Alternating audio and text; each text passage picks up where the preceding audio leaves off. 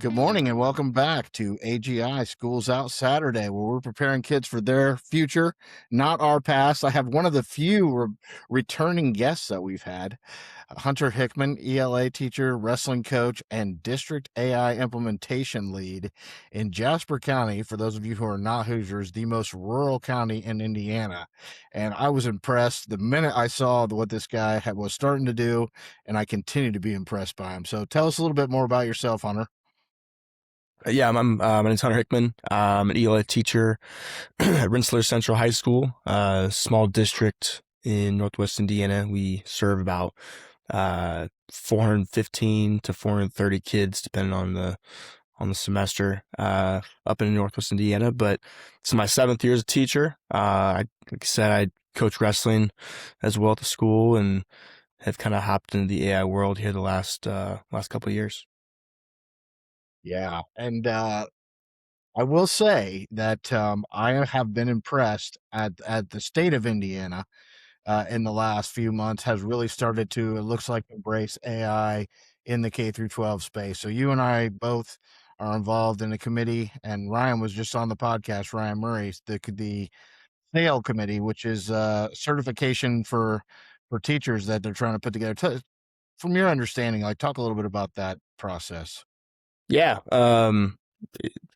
my experience with it happened all kind of in a whirlwind. So I got to speak at the IDOE AI collaboration that we have put on by the Department of Education. I spoke in that beginning of March, and I got an email from Ryan, who was on the call like that day, asking if I could show up the following Monday, which was like 4 days from then, to join this advisory group. I'm like, yeah, I was actually, ironically enough, already going to be down there for another school function, and it was just down the road. So I was like, you know what, I think I can make it work, and I was able to. So, but yeah, what we're doing is putting together sort of like a certification program for teachers to become more AI literate, and I think sort of look at ways in which we can evolve our classrooms in more of an AI world.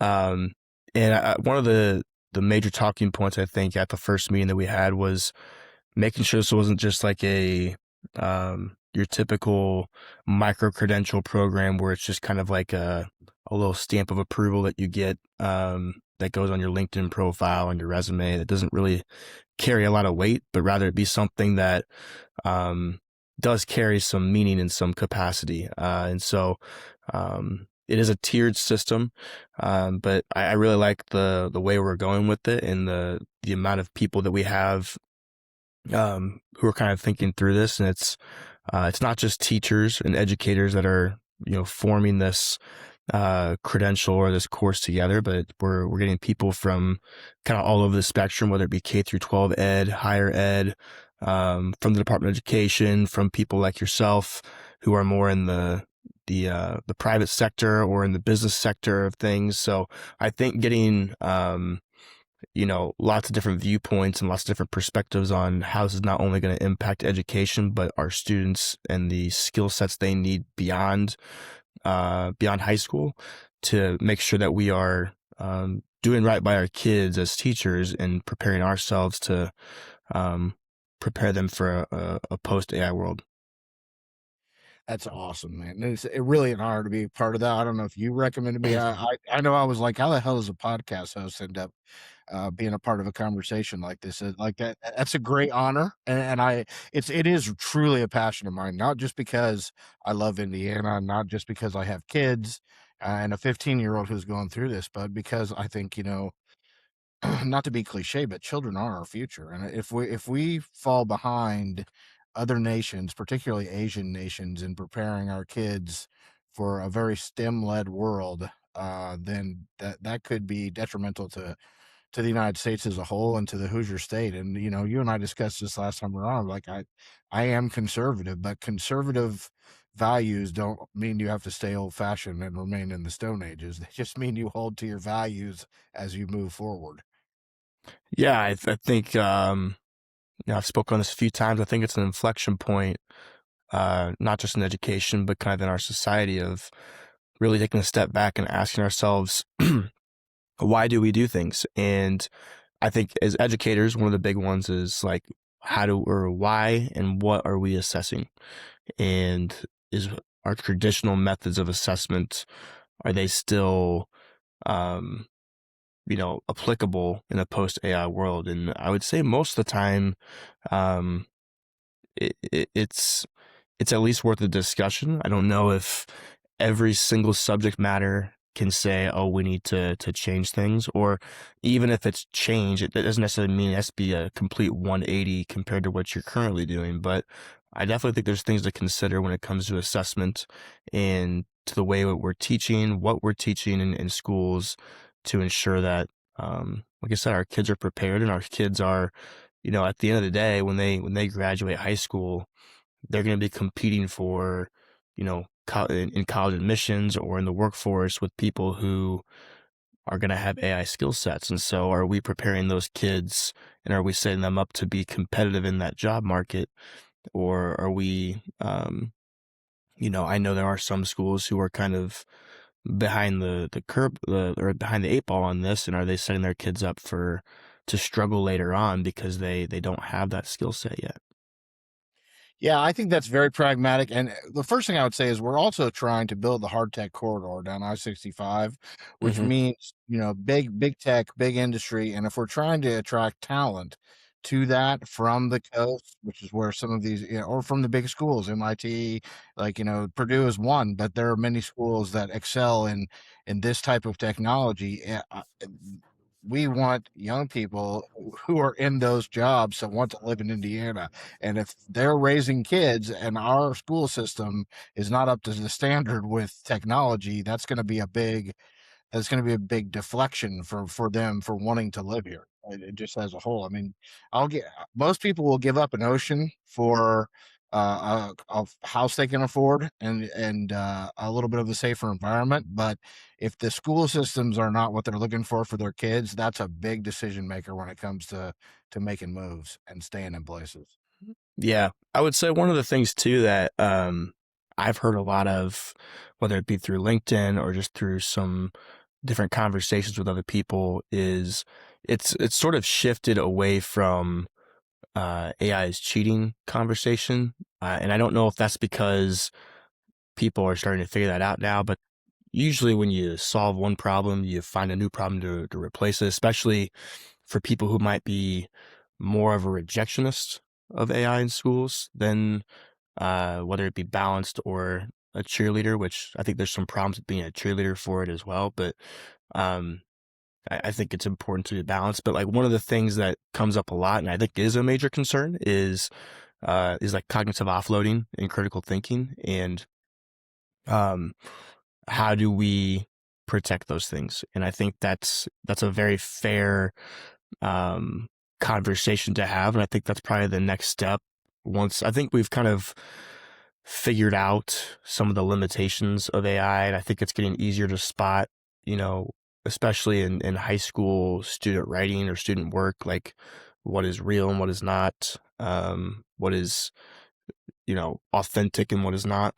But um, I'm seeing more and more, even when I talk to my students a little bit, like more and more um, cognitive offloading or not being able to discern between what should I offload and what should I not. Because there's definitely tasks to offload that speed up your processes, which allow you to think more.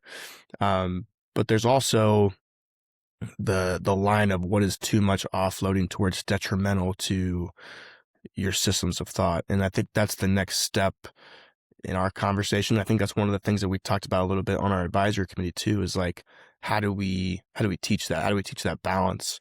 And I think that's really critical going forward for all educators and all students.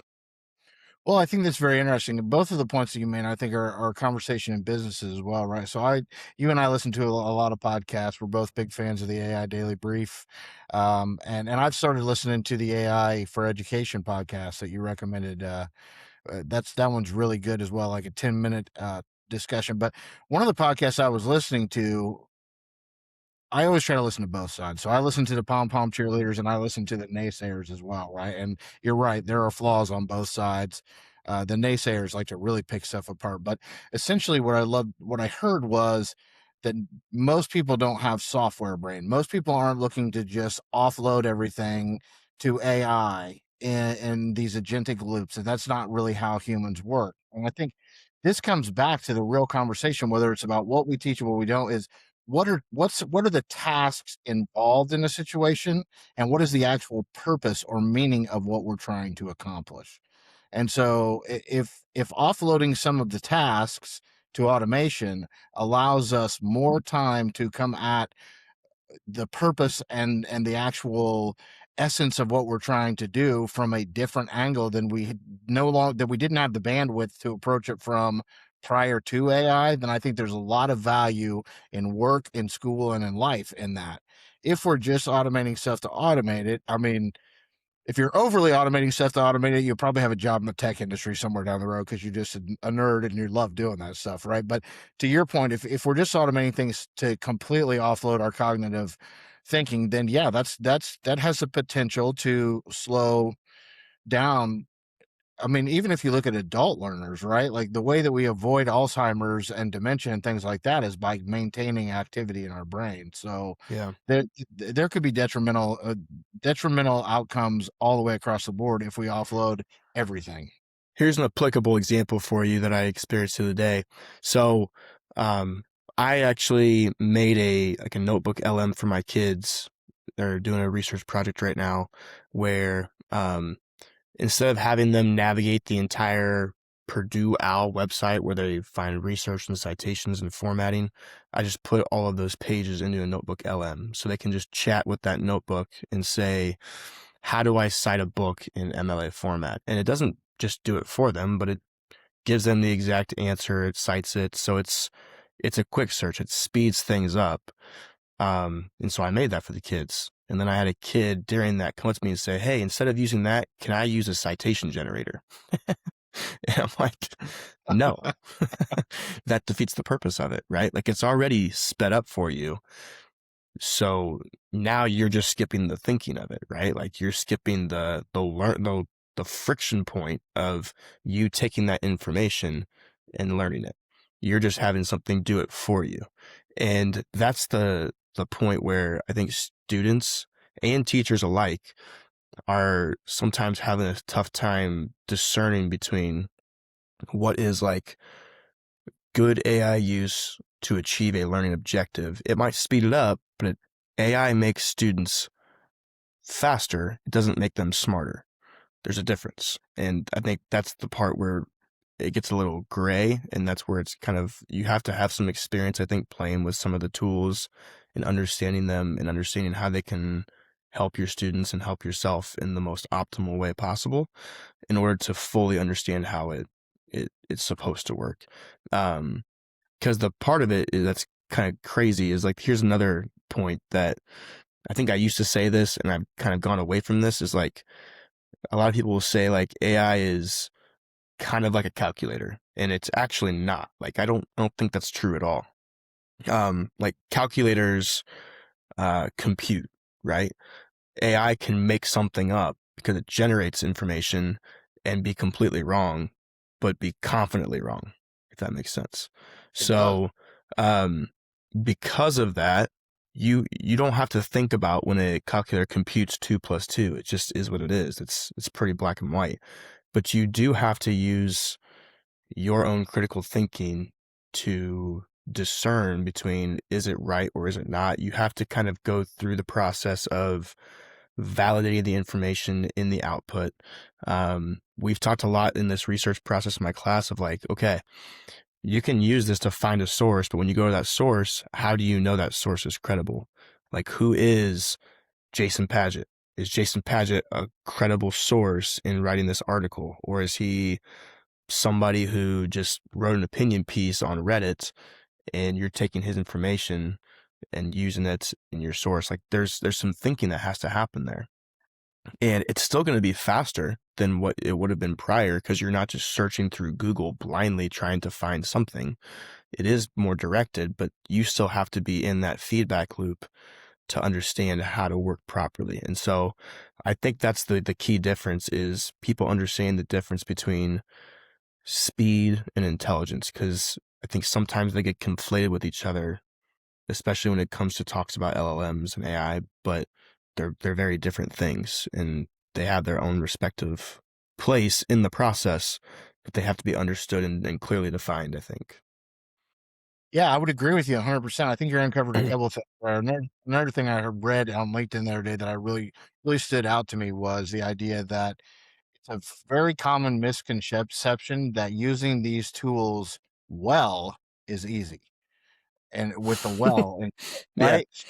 You can use anybody can use getting them to getting them to do what you really want them to do, and again, like, have verifiable, publishable information. Like, that is a true art. And I think this is where you're gonna start to see those jobs of the future, where we used to have like quality assurance jobs. It's going to be people who have to figure out how to create evals so that these machines, with a human in the loop, but not, they're going to move so fast that we won't be able to evaluate all their outputs. But a Yeah. smart kid is going to start figuring out, like, how do I use, a mixture of experts, agents, to verify information that's coming through to make sure that it's 99.9% correct instead of 76% correct and sounds like it thinks it's 150% correct. Yeah. It's becoming more clear, like, especially on social media, like, what is AI slop and what is not too, right? Like, even when you go through like your Facebook posts, like, or your Facebook timeline or whatever you want to call it, or your LinkedIn timeline or whatever, like, uh, so much of it is just like people offloading their Facebook posts uh, to a bot. It's like, man, like, I think you're right. Like, to use it well is a skill in itself. And, if used well, there's a lot of thinking that goes into that. And then, yeah, it speeds it up, and there is some augmentation within that, but it's a difference between augmentation and automation as well. Like, in augmentation, you're in the loop. In automation, you are not. You are completely passing that task down to someone else. Um, and so, yeah, it takes a little bit of a culture shift, I think, and it takes numbers to do that. I would say it's still a problem. Like, even in our school, like, um, we have some people who I would say are pretty good active users of it and understand like what its purpose is. But I think there are some people where there are still some misconceptions, and unfortunately, we just don't have the time on a weekly basis to do as much training as we want to. Like, if we did, I think it would definitely help. But um, we're hoping, going forward this summer and whatnot, that we can do some more training and help our staff a little bit better with this, and help them, give them some other things that they can use to help them understand or overcome some of the misunderstandings or misconceptions of what it is. And hopefully that then trickles down to some of our student usage as well. And I think our students are getting much better with it as well. Like, just speaking from my experience, like, obviously, like, as you know, we have a contract with Conmigo, but use has to go also beyond Conmigo for this to all work. Like, I love our people at Khan Academy and Conmigo, but there's also a difference between like LLM use and EdTech tool use, right? Like, so EdTech tools are designed to be an educational tool, but they're not always going to have access to Conmigo. Like, when they leave high school, they're not going to have Conmigo with guardrails. So they still have to have the AI skill set. And that's going to require understanding prompting, understanding um, how feedback systems work, or how output systems work in LLMs. And it doesn't have to be super technical or in depth, but I think a surface level understanding of what's happening underneath the hood, I think, is really important to at least establish a foundation, so that, again, we're not completely behind the eight ball when they go to Purdue and they're taking those, you know, AI literacy courses that first year or whatever. So it's difficult at a large scale, I think, to get buy-in and to completely understand, because you also have, I think, some other voices um, outside of our building who, whether it be product pushing or rejectionists telling you this is going to end the world, or cheerleaders telling you that if you're not using AI for everything, then you could be a billionaire, but now you're not. And there's so much snake oil out there. It's hard to really um, navigate it all until you start like kind of getting in there and taking some risks. And failing a little bit and just understanding how it all comes together. Yeah, that's so true. And I do think it's great that you look at things from different perspectives because, my first response to vertical AI in education is, wow, you guys are lucky because you have software that's like tailored to what you do. And so that does make adoption and safety a little bit more comfortable, right? Not many industries have as many sandbox type vertical AI as Magic School, School AI, Edu AI. Like I could probably name 10 of them if I sat here and thought hard enough. Conmigo. The inverse of that I never really thought about is if that's the only AI that a student is ever working in, then you're right. They're going to come with a deficit of expecting guardrails and expecting more more assistance from the tool than they're probably going to get when they run into a Claude Enterprise account at their Right. first. So a lot of like Conmigo is tied to like the content and curriculum they put in there. So it's in itself is kind of like a RAG system, which you had Yeah. mentioned at our first meeting. Actually, I when you said that, I actually went and did like this deep research on like RAG and everything else, and so like that's opened a whole nother world that we could talk about later if you want.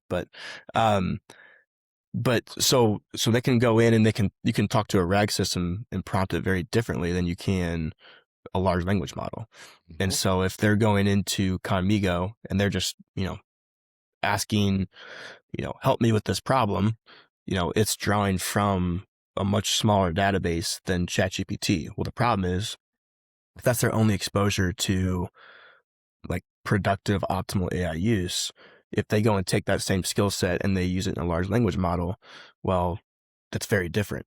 But you have to kind of have a foundational understanding of how these systems work in order to understand what is needed to get the most optimal output. Um, same thing with like using Notebook LM. Like um, it's a much different tool than ChatGPT. Now, it's a very useful tool, especially in schools, but it requires a different prompt strategy in a way, right? It requires different skill sets. And so that's why having Well, that there's a tiny foundational, limit on the context for one thing. Sorry to yeah, interrupt. But I mean, it's like a yeah, 1,700 character query limit for when you ask a question. So you have to be very, very precise about what you're right. asking it, which is something I do find frustrating. Yeah.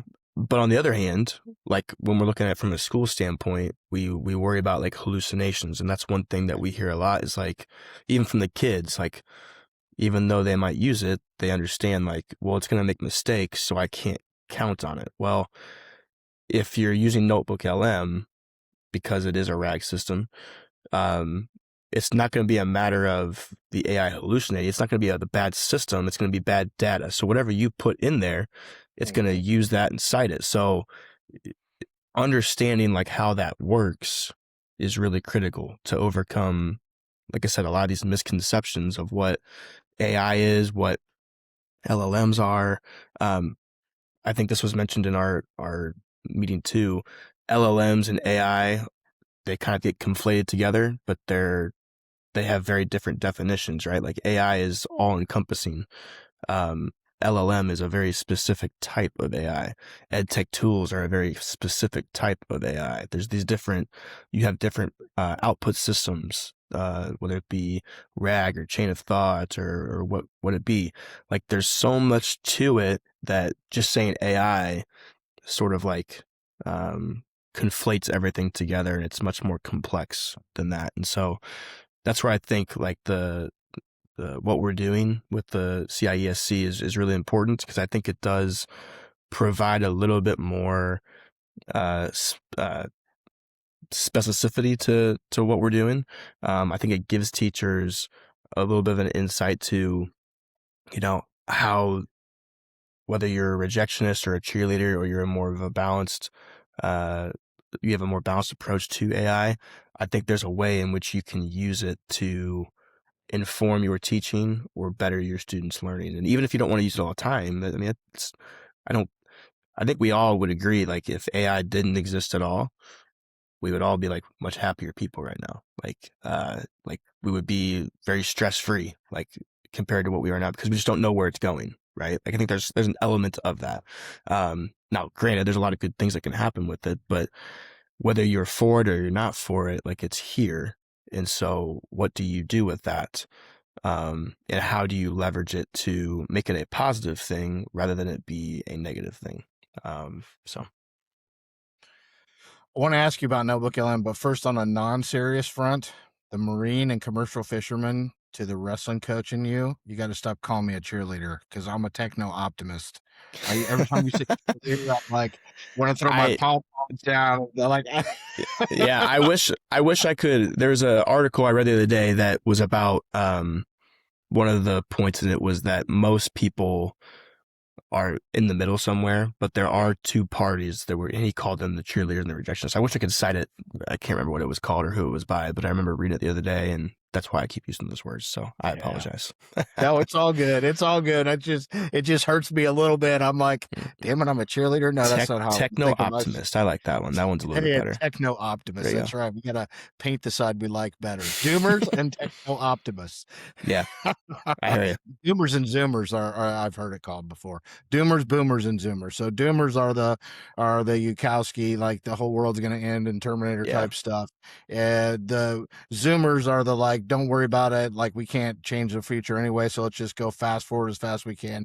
And boomers are more like pragmatic. Like, yes, this technology will change the world, but we need to proceed with caution because we still have some agency in what that looks like. What percentage of people do you think are each?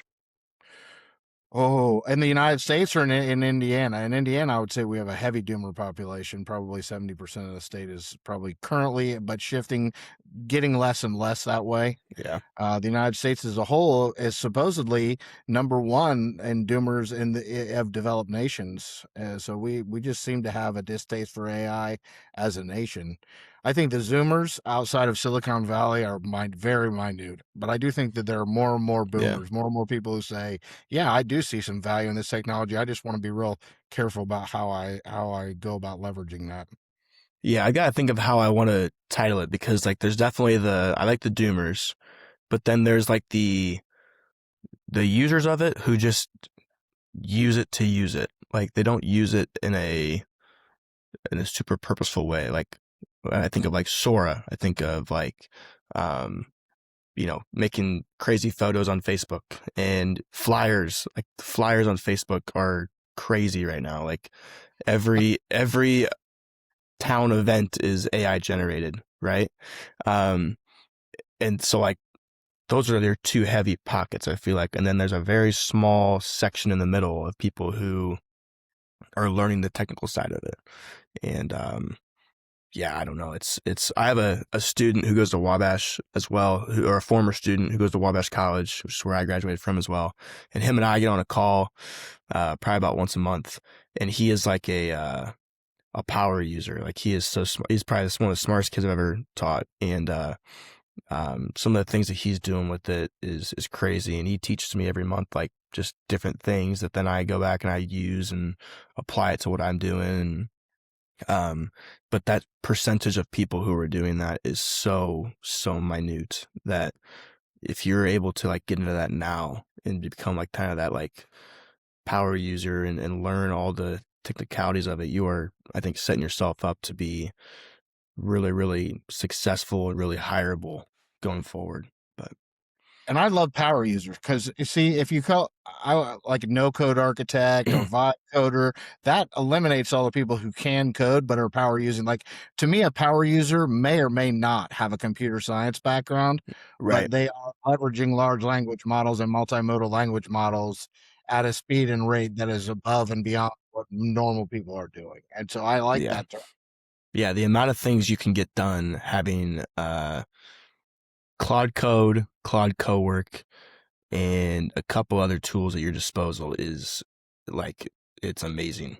I've had he got me on the Claude Code and Claude Cowork here about a week and a half ago, and the amount of things that I have gotten done behind the scenes, not necessarily like as a teacher, but just setting things up as far as to make future documents or make future lesson plans or just other things that I venture off to. Like it's amazing how quickly you can get some of those things done and how well it can be done. It's like you have, little people working for you all the time, right? It's amazing. So, but that's the things that like once people can build that literacy, then they can start to really like have fun and like explore like, what is possible with this stuff. Cause it's like, it's crazy. And like the amount of things that I know how to do now compared to the last time we talked, on the technical side, and I have zero, computer science background. I'm not a math and science guy whatsoever. I'm not good at it all. But Too. but you can learn. Like Mm-hmm. there's so many things that you can become proficient in a very short amount of time that like you see the power of it being a learning tool. Um, and so that's why when people are completely rejectful of it, it's kind of like, well, I just don't think I think you don't know what you don't know yet. Yeah, and I would say my approaches to things like I American Americans are too much consumers and not enough creators. So if you want to go Yeah. create funny flyers or Italian brain rot or whatever, I would rather you do that than just sit and watch Italian brain rot all day long and doom scroll, right? And we'll get into that whole social media thing here a little bit down the conversation because we started it last time. But I would say for me, what like I always have to have a somewhat a use case for a tool that fits into what I'm doing.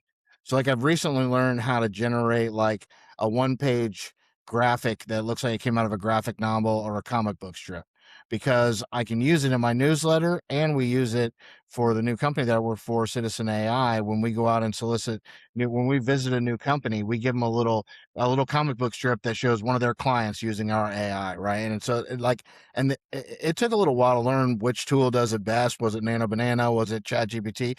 But I I only do that kind of stuff when I have a reason to do it. I get into 11 Labs when I need a jingle Right. for the beginning of a podcast, right? And I've started to get into Claude Code. Well, my thing with Claude Code is I got a Walmart card and put a couple $100 on it. I'm gonna put a Claude Code on my side computer and give it the podcast, like everything. I'll just produce the show and say, here, you can answer all the emails from all the people that want to sell products on this podcast. Do whatever you want. Make money from this podcast. If you do, I'll buy you a Mac Mini, and then you'll have more room to move around and do whatever you want. And like trying to figure out a reward function, but that to me would be of great value. If it fails, I'll learn something, right? If it Right. actually monetizes the podcast, I get value out of it. So Hmm. if I have that type of buy-in in my time frame, I'm all in. If it's just go learn this and dick around with it because it's cool, like when Replit first came out, I wasted 8 hours of a Saturday night, and I was like, this is not good enough for someone who doesn't write code to do anything useful with it yet. I'll come back to it later. Yeah. Yeah. I think about a year ago when I met with my student, his name's Zach, um, he had shown me how to use like Cursor and was showing what he was doing. And I was like, man, this is really cool. And then I went and messed around with Cursor and like, I struggled so bad with it. I was like, you know what? This is like making mistakes. I don't understand all of this stuff yet. Like you said, I'm gonna put it away for now, but I'll come back to it later. And so then in early January, I kind of came back to it. I actually used Codex first, but I was able to code an entire website, and like I would have never been able to do that without you know Codex or Cloud Code or whatever. So I used Codex and got it all published and whatnot.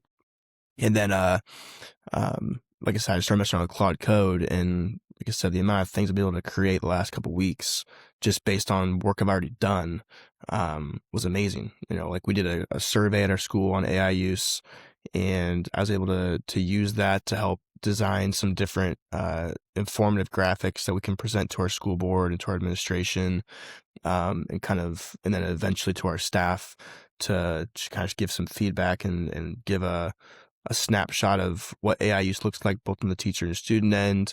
I was able to create some other different like graphic style things like brochure type things, um, based on information I already done. So it was taking, the work we had done as a school or the work that I had done individually and just again augmenting that process. And um, it's awesome. It's a really useful tool. And again, if you try to design those things as I would say like the average user right now, we're just like, design me this. Well, it's gonna be garbage in, garbage out.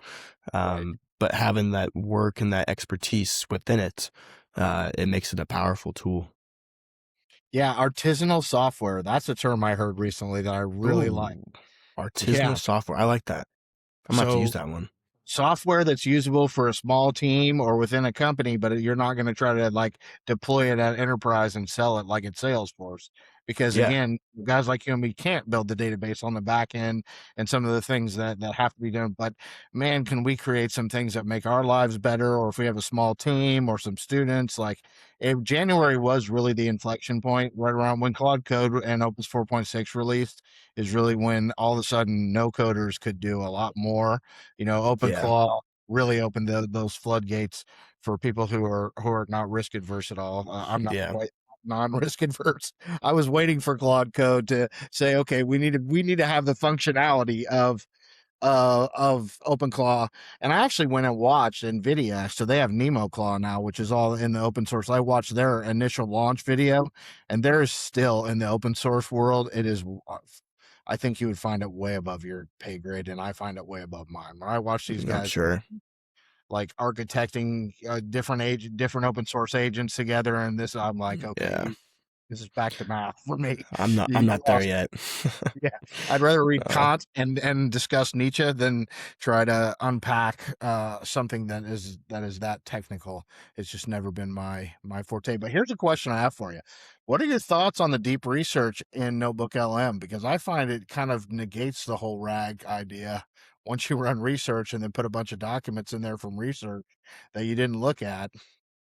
yeah, I don't do a whole lot with that. Honestly, it's more of just from an educator standpoint, it's something that I know that I can use and trust that whatever I put into it, when I share that with my students, that's the only information that they're going to have access to.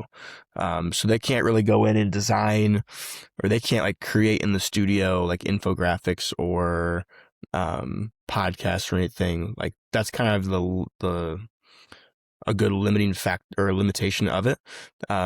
So like I said, like they can go in there and have like a quick chat with, you know, what a citation should look like. And they're still going through that frictional point of, I have to look at the information and then put it down on paper. So they're still thinking through it, which is the goal. I haven't let the kids really do any deep research with it either. Like one of the things, they can have their own notebook, on like their research paper, but all they're doing is they're taking sources, put it in the notebook, and then they're chatting with that notebook. So, I think that, I guess for me, that kind of defeats the purpose, like you said, of it being a RAG system. And so like, it's not really a database of their information. So it's not simply synthesizing their sources. And that's kind of what I want, is like for them to be able to go through and just speed up the process. They still have to think through it, and they still have to like know how to apply that information to the paper they're going to write, and they still have to develop those skills. But there's been so many years where I think kids just kind of blindly search through Google, or if we'll mess around with like some different databases like Google Scholar or JSTOR or whatever, like there's just blindly searching. And now this can kind of direct them a little bit better, or like help give them some information that they can then use to cite. But they still have to then go and analyze that information. They still have to be an expert in that, because then they've got to present that to their class. So like if they get up to for the class and they don't know what they're talking about, they're just reading off their notes, like it's going to be very clear that they didn't do the work. And so that's where I go back to, I think, my original point of like, what are we assessing, and how does AI amplify that assessment?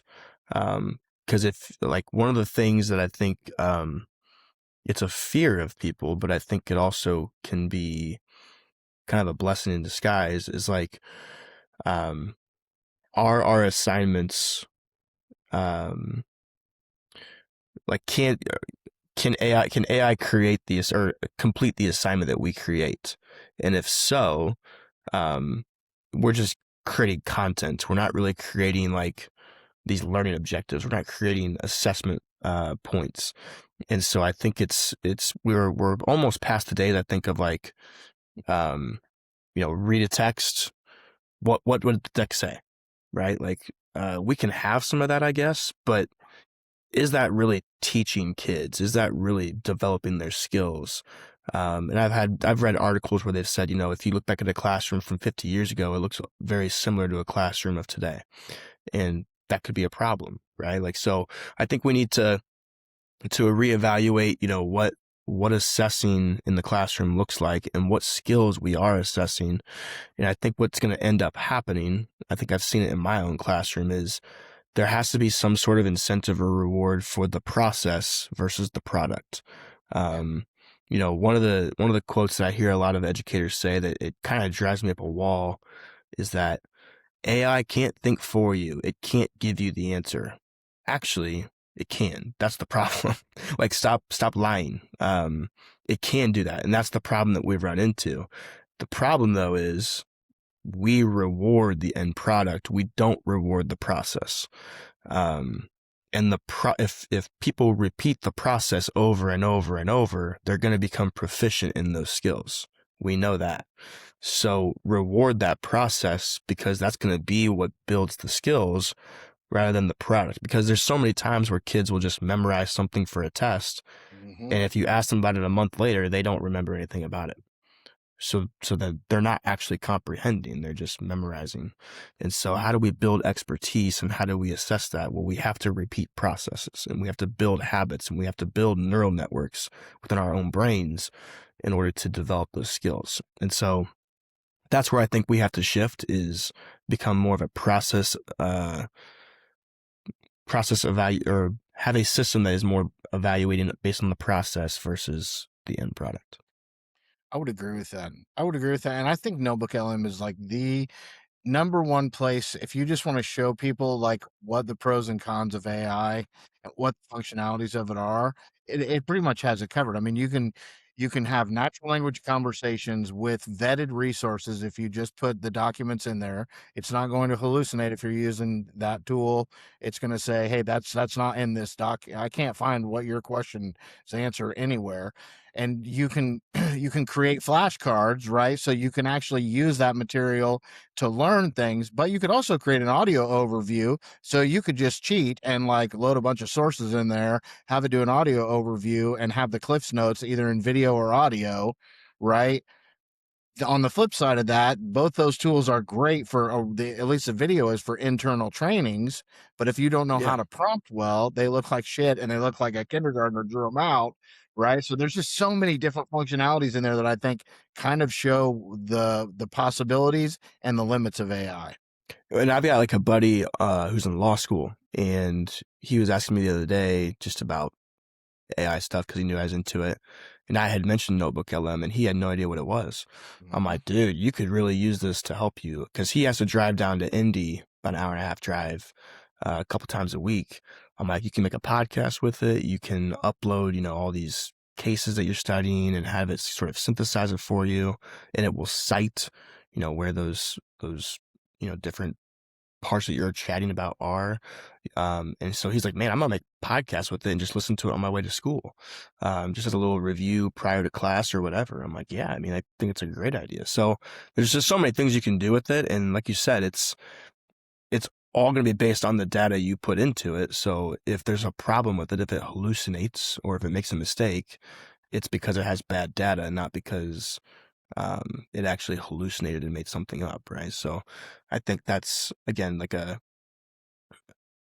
not a misconception, but just one like hurdle that I think we still in education have to get over, is like there are ways to create systems that that we are very confident will benefit our students and not hallucinate or not provide opportunities to cheat or whatever. But it does take a willingness to be, I think, vulnerable to admit that there might be a better way to do this, because that assumes then that prior to this moment, you might not have been doing it the best way, and that's not necessarily fair, right? Like that's not a fair assessment. I think every teacher is doing the best they can to provide for their students, And in this new age of AI, I think a lot of people are very scared as to what that looks like going forward. But like I said, the more time I spend in this space, I'm not a cheerleader.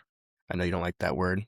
Or I'm not a techno optimist necessarily, but I do care about our kids, and I want Yeah. them to be prepared. And so, um, I know that it's here and they're using it. And so we've got to find a way to make this a positive thing and not a negative thing. Because if we continue to make it a negative thing, I think there are only negative consequences to that.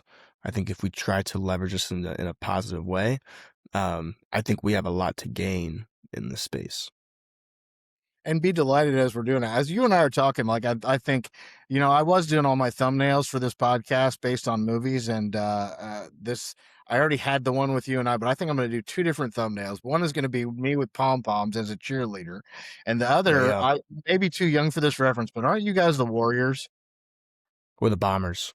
Oh, you're the Bombers. Okay, well, I'll leave that one out Yeah. then. I'll go with Warriors. There was an '80s movie that was just phenomenal called Warriors Come Out and Play. I you probably never saw that, but No. listen, you may not be a techno optimist, but you do have your finger. You're pretty good at predicting, because I went back and listened to our conversations from 6 months ago, and you said, "I'm watching Anthropic. I have a feeling they're going to give OpenAI a run for their money." And lo and behold, Yep. that is exactly what they're doing. They are kicking OpenAI's ass, actually. Yes, they are. The only thing that drives me nuts about them is their business model, like their limits and whatnot. Because I reach those limits way too fast. It's more of a personal problem with it, but it's probably working out pretty well for them. But I would love to not have those limits so I could do more work with co-work and whatnot. But that's okay. So, but yeah, no, I a long time ago there was a podcast I listened to where I thought they were kind of taking more of a uh, slow approach to sort of like what they were doing with their business. Whereas OpenAI, it felt like they were just interested in getting their usage up as quickly as possible, and trying to grab that market. Which, like on our survey, we can see that that's true. Like our students, um, the tool they use the most often is Conmigo, and the second most active tool, which is like the same percentage of students, was ChatGPT. And I think that very few had used Claude prior. Very few had used Notebook LM prior. Um, and our teachers were the same way. Our teachers actually use ChatGPT more than they use Conmigo. And so like it becomes like the predetermined tool. But I think that's all due to just it became like the go-to AI tool. When you thought of AI, you thought of ChatGPT. Is kind of the same thing, right? Um, but I think as people become more literate and people become looking for problems to solve with LLMs, I think you start to find that Claude has more of a it's more applicable to like the non computer science degree. Like it's very user friendly. I feel like with Codex, I still have to have like a basic understanding of coding, and otherwise I'm just hitting verify all the time. Hope it works out. Whereas Claude Code kind of runs you through like questions. It'll make sure that it's getting things correct. It's much more user friendly, I feel like. And so I like the way that they've kind of approached things. I think that they want to do things the right way. Um, it's the podcast I listened to last summer was with their CEO. His name is going by me Dario right now, but Amodei. thank you. Um, but he had mentioned, we're going to go about this, making sure that everything is released safely, because that's the most important thing to us. I don't think that's always been OpenAI's number one priority, and so that's kind of where that came from. I'm not going to pretend like I knew that was going to happen, um, but I'm kind of glad that it did, I guess. Yeah, it's also much more candid with you. Like, even my daughter figured it out. My 15-year-old came into me and was like, asked me to fix the Claude app on her phone because it was doing something weird. And I was like, why are you using Claude? I thought you used ChatGPT. And she said, ChatGPT just tells me what I want to hear and like makes Yeah, stuff up. time, and Claude is like a much better tool. And I was a proudest father moment of this year for me. Yeah, like Yeah. the sycophancy is way less because they went for the business. They wanted businesses. And if you tell every CEO that every idea they have is brilliant and they lose millions of dollars because you told them some shitty idea was brilliant, Yeah. people will stop using your product, which is what OpenAI is figuring out now and trying to pivot to. But and Dario has hung his hat on the safety stuff to the point of going to war with the Department of War over it. And I think that that resonates with the American public heavily. So they've made some really, really good decisions. I I always said I would not spend more than $20. I have $100 a month club account, like because Yeah. I get enough use of it. Yeah. That's out of pocket. That's not my company paying Yeah. for it.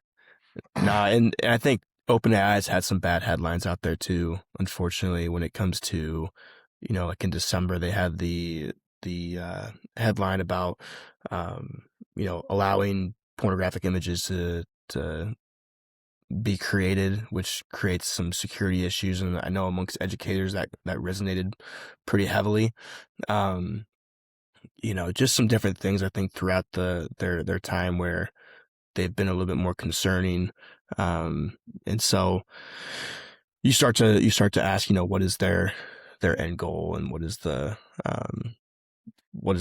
purpose or the mission behind their business. And so I think that Anthropic's mission has remained steadfast throughout. And so it's exciting. I mean, it's exciting to see where things are going, and I hope they continue to build the right way. And like I said, I feel like moving more towards Claude. I've been a ChatGPT user for a long time, and like I said, the last several weeks I've started using Claude a little bit more. And Oh, dude, you're um, gonna be Claude pilled.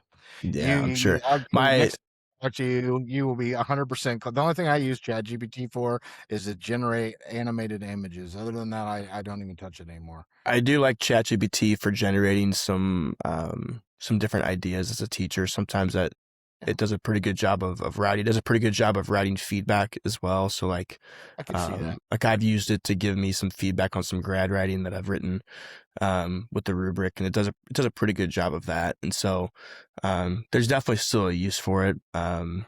Well, But they nailed as voice too. Like nobody compares. If I'm in my correct. car and I need to work with chat with AI in a voice to voice thing, like there is nowhere Yeah, else I'll go besides ChatGPT. absolutely. Absolutely. I agree with that too. So there's definitely a place for it. And there's things that I really like about it still. But I guess as I build my more on the technical side, the more I build on my horizons, I feel like Claude definitely has a better setup for that. Well, I want to respect your weekend, and I have more things I want to talk to you about. But before you go, we have to get into you. You recommended last time that I read The Anxious Generation, and I did, or at least the first half of it, which was enough to understand the point. And I don't disagree with it at all. What are your thoughts on what's going on with the lawsuits and the possible upturning of Senate Bill 230 and the like AI Cost Act that they're trying to put across? It looks like, or the social media, it looks like we may actually have some leverage now going after the algorithms rather than going after the content on these social media platforms. I think it's huge. I told you last time, I think like that's you know, the major concern I have in all of this is just like kids' well-being. And so um and to his credit, like Sam Altman has also said this too, like we're not going to do anything until there's some sort of government regulation. Like we can't be the morality police. And that kind of came around the same time as like those bad headlines I had talked about a little bit ago with the pornographic images. Um, but they've pushed the government to want to do something. The government hasn't. So now it's gone to the courts, and I think you're starting to see some regulations maybe be put in. And I hope it does, because like whether it's that or social media use or whatever, I think there's obviously a correlation between those two things and the mental health crisis that I think we see amongst our youth, and they're being exposed to things at a much younger age than any point in history. They have more at their disposal. There's very little oversight or regulation regarding that. Um, And so there's got to be something put in place to try and fix some of these things. And I think this is our second chance at redemption, or I'm sorry, our first chance at redemption from kind of the cell phone era. And I think we can all look back at that and realize there was some things that we could have done better to prevent maybe some of the problems that we're having now as far as anxiety, depression, and some of the other mental health concerns that we might have regarding our youth. And I think this is even an even more powerful tool that, if not regulated, I think you're going to see a lot of similar concerns, or you're going to see a lot of inappropriate companionship, um, you know, and That one worries me. that to me is the most concerning thing. The other thing too that I see, and this kind of goes along with something I alluded to earlier, is like even adults, like um, not realizing that what you create on AI, ChatGPT, whatever you want to call it, it's not real, right? Like when you make that photo of yourself, it's not real. And so there has to be this like level of understanding of what you create is not actually real. And I fear that um, the more that we become power users of those capabilities of some of these like multimodal systems, that that we might start to lose some of that. And that's, I think, just as important as losing our critical thinking, losing our ability to learn, things like that. So, um, yeah, that's kind of a long-winded answer to what you asked, but I think it's really important. No, I couldn't agree. This is why I think we need age appropriate education about artificial intelligence and technology from kindergarten up, because they do need to understand what's going on under the hood. And that doesn't mean that you're like teaching back propagation and parameters to third graders. It means that like you're using cartoons to show that like this is a predictive thing. Tech, it's I don't construct stories for third graders, but if I did, like there are ways that you could teach them so that by the time they're 14, they won't fall in love with a chatbot because they fully understand the mechanics at a level at a high enough level that they know that this is not a sentient being. Someday we may have to worry about that, but I'm 53 years old. I won't be alive when that day comes around. I don't think that I having those relationships before that's actually a question is scary and ridiculous to me. It just doesn't need to happen. I agree. I agree. No, that's a huge concern. Luckily, from my knowledge, we haven't had, too much of that here at Rensselaer. Like I said, to my knowledge.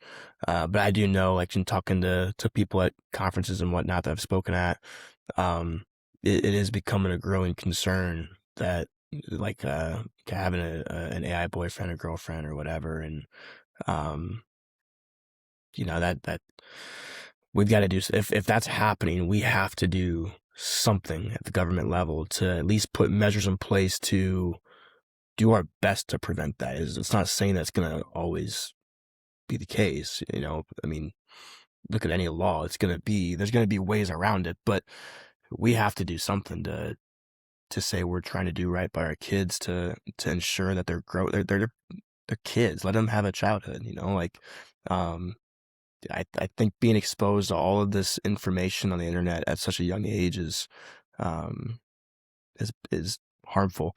It's kind of funny. Like I've talked to a few of my friends, and I've got a teacher that works down the hallway that he just has a newborn. We've talked about it a little bit too. Like, I think you're going to see an overcorrection a little bit here too with parents and cell phone use going forward. Like, me and my wife have talked about it. Like, I don't know when I want my kids to have a smartphone. Like, it's not any, I mean, you see a lot of like 10-year-olds walking around with smartphones, and it's like, there's no way I'm going to let that happen. I don't think, because it's so hard to navigate all of that. And so I think there's a lot of parents around kind of like the millennial age that see that. And I think you're going to see a large overcorrection in that regard, where they're going to push for cell phone and social media, regulation. And I think that'll be a really positive thing going forward. Yeah, there's a move back to flip phones for kids that don't have internet access. I wish, Why we didn't. not?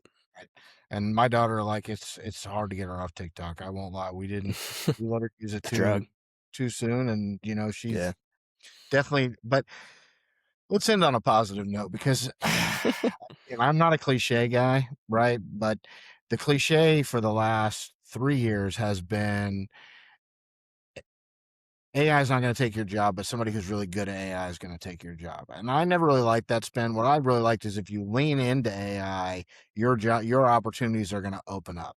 And that Yeah. has happened for you. You're doing some consulting that, like, just tell us a little bit about what your occupational life looked like before you started leaning into AI and what that's opened up for you.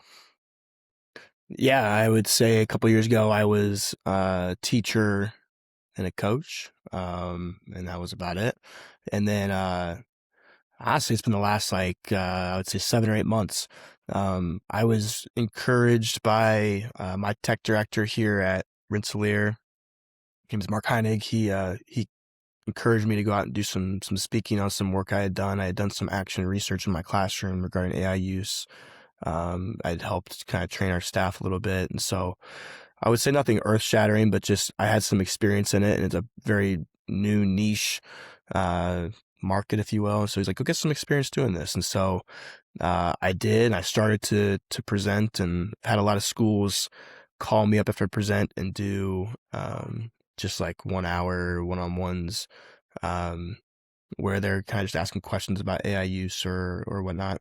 Had teachers call me up, had a couple principals call me up and whatnot. And so since then, been asked to do a lot of other things, whether it be serve on the advisor group we're on or speak at virtual or events. So yeah, I decided to just kind of start my own business called Hickman Consulting, and looking to continue to serve teachers in some way, whether it be through speaking, through some coaching, through some consulting, some planning, whether it be as a team, a department, a building, a district, one-on-one, doesn't matter. Any way that I can help, I'd be happy to. And I've gotten a chance to work with a few people already, and have some things lined up going here further in the spring and the summer. And just we'll see. I mean, there's been a lot of doors open up just in this world, and taking some chances, and just kind of having fun learning about this new thing. And I'm hoping that I can continue to help people in some way. Yeah, a very wise person once said, if you focus on the problem gets bigger. If you focus on the solution gets bigger. And you have been focused on the solution, and it's really opened some doors for you and been very advantageous for people to be able to be exposed to what you're doing. So my hat's off to you, Mr. Hickman. Thank you. Yep, I appreciate it. Thanks, Jason. Hey, thanks for joining me, man. Have a great Easter. You too. All right. Whoa, man. Things just get real? Looks like this dude's riffing on 11 Labs. Is this guy using 11 Labs? And I wonder what model he'll work with next week? Yeah, ride that wave.